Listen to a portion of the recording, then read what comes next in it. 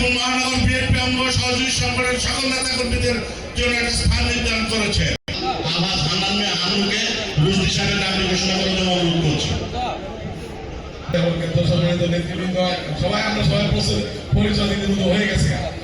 আমি আপনাদেরকে বলছি যে সবারই যে বক্তব্য গাজীপুর মহানগর আমরা বিএনপি এবং অঙ্গ সংগঠনের নেতা কর্মী ঐক্যবদ্ধ 1, 2 এবং 3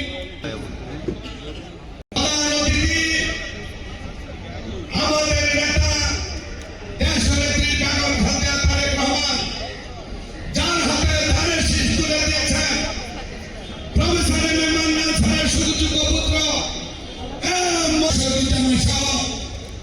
নেতৃবৃন্দ 25 তারিখ বাংলাদেশের মানুষের জাতীয় জীবনে গাজীপুর থেকে শওকত রনির নেতৃত্বে আমরা হাজার হাজার মানুষ 24 তারিখে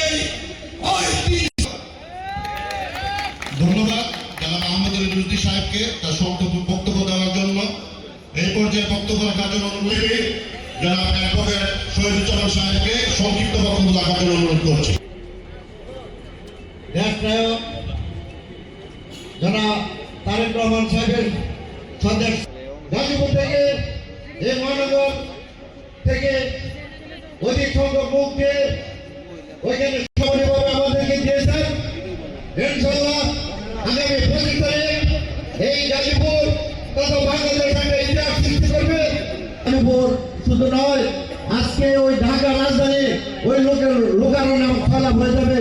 পরিশেষে শুধু একটি কথা বলতে চাই, আজকে সমস্ত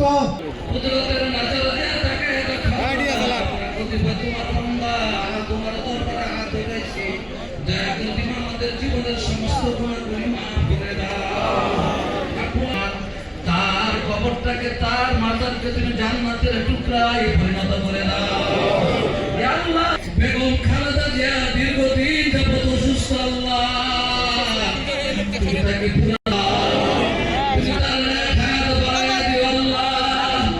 আল্লাহ তুমি তাকে পূর্ণ সুস্থতা দান করে বাংলাদেশের কোটি কোটি মানুষের খাদ্য হিসেবে তুমি কবুল করে নে আল্লাহ। আমাদের আবেদন আমাদের বেগম খালেদা জিয়াকে সুস্থ বানায় দাও, আল্লাহ তাই পরিণত করে দাও। আল্লাহ আমাদের আল্লাহ ভারপ্রাপ্ত চেয়ারম্যান আগামী 25 তারিখ বাংলাদেশে প্রত্যাবর্তন করে পরিণত করে দাও। আল্লাহ তার সাথে সাহিত্য আছেন বেগম সাজেদা মান্নান, তার কবরটাকে জান্নাতের টুকরায় পরিণত করে দাও। আল্লাহ গাজীপুরে 2 আসনের বিজয়ী দান করে দাও। লক্ষ লক্ষ মানুষ তার জন্য দোয়া করতেছে, আল্লাহ তুমি তাকে দয়া করে তুমি তাকে আল্লাহ বিজয়ী দান করে দাও। শুধু দলের সাথেই প্রতারণা করবে না, নিজেদের সাথেও প্রতারণা করা হবে। কারণ আজকে আমরা যারা এখানে উপস্থিত আছি, আন্দোলন সংগ্রামে যারা নির্যাতিত হয়েছি, নিপীড়িত হয়েছি, আজকে ধানের শীষকে আমরা যদি বিজয়ী করতে না পারি তাহলে আমাদের অবস্থা কি হবে বন্ধুগণ জানেন তো। সুতরাং আমাদের একটাই লক্ষ্য, আগামী নির্বাচনে ধানের শীষকে গাজীপুর 2 আসন থেকে বিপুল ভোটে নির্বাচিত করা। 1991 সালে আপনারা আমার বাবা অধ্যাপক এম এ মান্নান সাহেবকে ঠিক একই আসন থেকে সারা বাংলাদেশের সর্বোচ্চ ভোট দিয়ে নির্বাচিত করেছিলেন। আবার 2013 সালে প্রথম মেয়র নির্বাচনে আপনারা বিপুল ভোট দিয়ে এই টঙ্গীবাসী আপনারা নির্বাচিত করেছিলেন। ইনশাল্লাহ আগামী 12ই ফেব্রুয়ারি বাংলাদেশের রেকর্ড পরিমাণ ভোট এখান থেকে আসবে ধানের শীষের পক্ষে বন্ধুগণ।